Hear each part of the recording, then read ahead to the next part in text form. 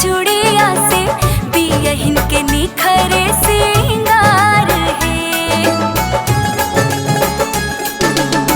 टिकुली से नूरवा हथवा के चूड़िया से बियहिन के निखरे सिंगार है। पिया के प्रीतिया से तीज के बरतिया राखबई जतिया हमार है शिव।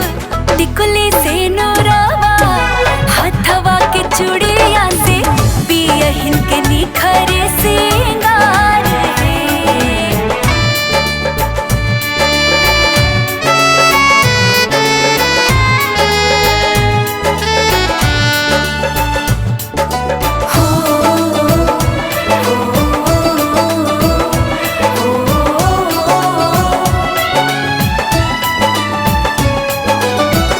मांगे न अन धन गहना शरीरिया देहब बलम जी के